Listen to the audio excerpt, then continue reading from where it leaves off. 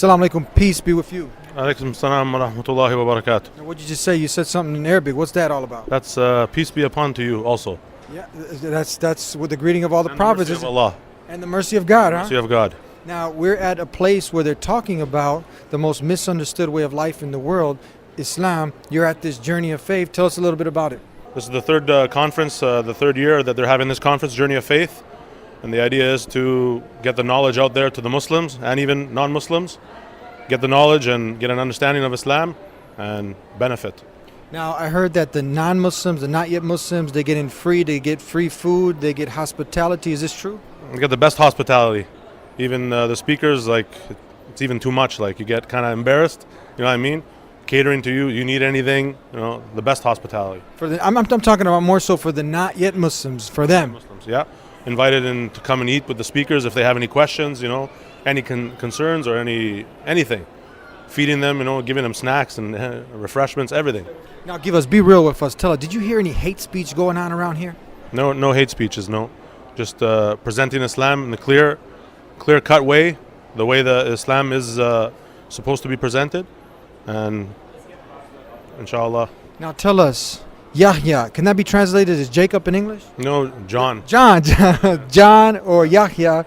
Now, that was one of the prophets of God, wasn't it? One of the prophets of God, the son of Zechariah or Zacharias, and the cousin of Jesus, John the Baptist. That was one of the prophets of God. Now tell us, you weren't always a Muslim. A Muslim like Jesus, Moses, Abraham is one who consciously submits not to a man, to a monkey, but to the creator of the heavens and earth. You weren't always a Muslim. You were a Christian? Raised Roman Catholic and brought up as Roman Catholic. I started to even go to different churches and investigating and tried many of the churches and just couldn't find anything that I was looking for. Father, Son, Holy Ghost, Trinity, salvation, in the death of Jesus, God coming down, committing suicide. Is this something that you believed before? This is not what I believed before, and that's one of the reasons why I actually was attracted to Islam. And even when I found the Quran in English translation, I found Islam. I said, this is what I actually am about. Like, this is what I believe already. So you didn't believe in God being a man. Now, we love our brothers in humanity, and sharing is caring, so we just want to clear up the confusion, because many people are confused about this triune thing. And I've talked to many of the DDs, people who have gotten master's degrees in divinity, and they couldn't figure it out. Can you figure it out? There's something that, you know, you were able to put together with this whole Trinity thing? I couldn't figure it out, and like I said, I even used to read the Bible, like, you know, extremely concentrated on Jesus' words. I wasn't getting that Jesus was God. Jesus was part of the Godhead, even stuff like that. Jesus was a prophet. Jesus was a messenger of God, you know, saying that I and the Father, or the Father is greater than I. Things like that, like, you know. This is what I was reading. This is what I was getting. And when I found Islam, this is what I was all about already. Now, how did you stumble across Islam with all the other religions? Why didn't you become a Buddhist, a Sikh, a Hindu, a fire worshiper, idol worshiper? How did you come, or did you try these out? And what happened, and what led you to accept that there's only one God, there's no God but God, and Muhammad is the messenger? Actually, it was, some people would say probably kind of strange. Like, I didn't know any Arabs. I didn't know any Muslims. I didn't know anybody who was on this religion. I didn't even know there was an Islamic center in my city. I started reading the Quran one day. I found it in the library, the public library, started reading it. And I actually, started calling myself Muslim for about a year before I knew anybody, before I met anybody. And I said, this is what I already believed, like, before, about Jesus, about life, like, about how God is, who God is. Now, is your life easier now since you accepted Islam? Is it harder? Were there challenges? Life is, I think life is in general, life is a test. We know from the Quran, and we know from the religion that life is a test. This dunya is a test, this life. But you find something now, for me personally, I found something now. I found a meaning of life. I found a purpose in life. Why am I here? And I found an end, like an end to the journey. That after we leave this life, it's not just all about, like, you know, going to the dust, as some people might say, or even reincarnation and all.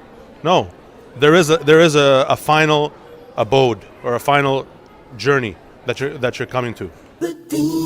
Everything, this cup is in sincere submission to the one who created it, because it's following the rules of gravity. By definition, this is how we can say that Islam has been here since the very beginning of time. Anywhere the Muslims went to, people embrace Islam in masses, countries, nations. And this is something that is amazing, never happened on the face of earth. When people saw a practical way of life, of being truthful, being honest, making sense of everything that they do. They worship and they buy and sell. I am not afraid to stand alone. I am not afraid to stand alone. If Allah is by my side, I am not afraid to stand alone. I am not afraid to stand alone. If Allah is by my side, I am not afraid to stand alone. I am not afraid to stand alone. If Allah is by my side, I am not afraid to stand alone.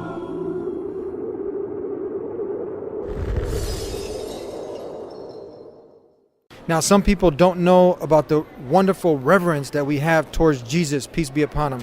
What do you believe about Jesus now as opposed to then? Mostly, I still believe the same thing that I believed about Jesus even when I was a non-Muslim. But now we have more respect, more reverence for Jesus as being the Messiah. Not the Son of God and, that God had a child, God had a son. But being the Messiah, being born of the Virgin Mary, right? Knowing that he's going to come back before the day of judgment, on the last day to this earth. He's going to come back again. Things like that.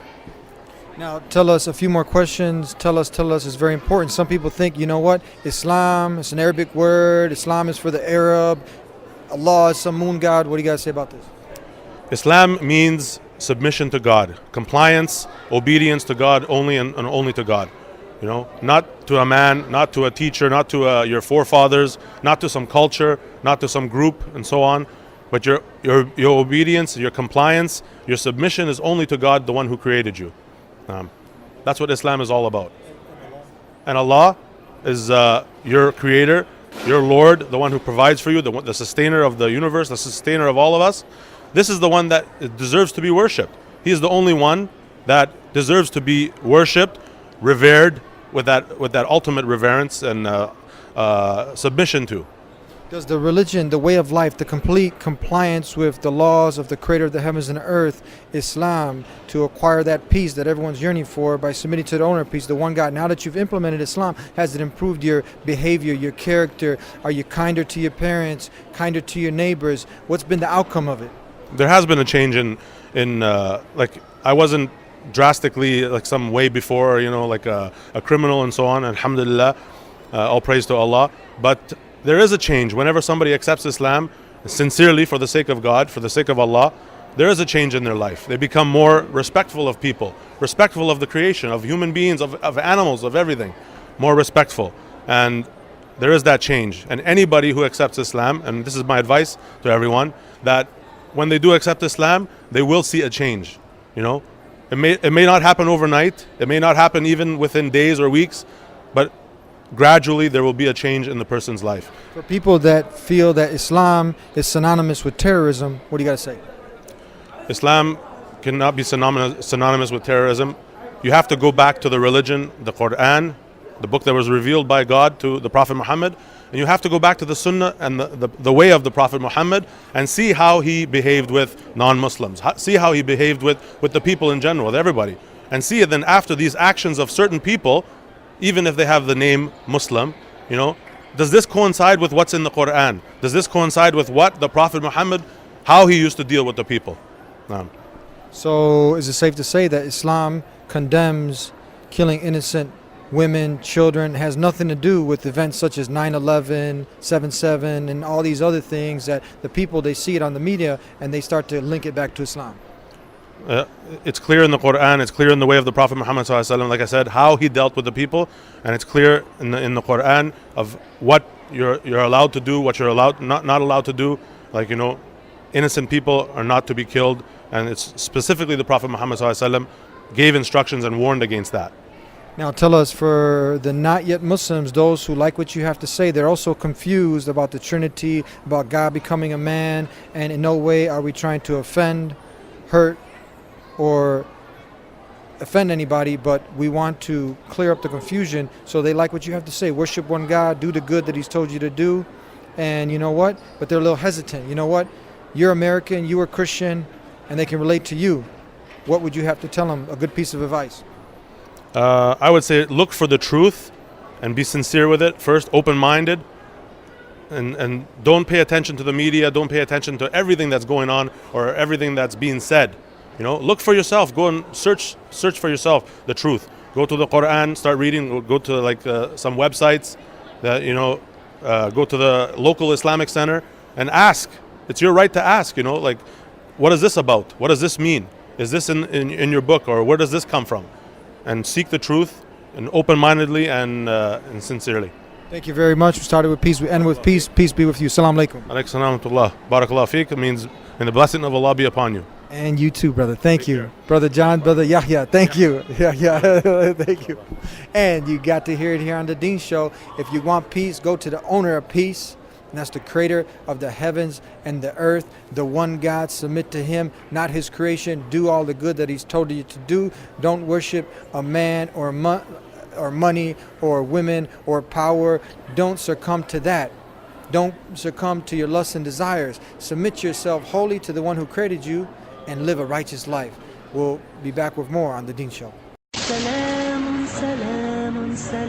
There'll always be someone that'll be there to say something negative, but at the same time there'll be someone there to say something positive also. Just hold on to the rope of Allah. Everything in this universe rely and need Allah subhanahu wa ta'ala. The Quran says don't kill women, don't kill children, don't kill the old people, don't attack the civilians. This is what the Prophet Muhammad told us. Ibn al-Qayyim rahimahullah said that the Prophet ﷺ never ever started a war against anybody.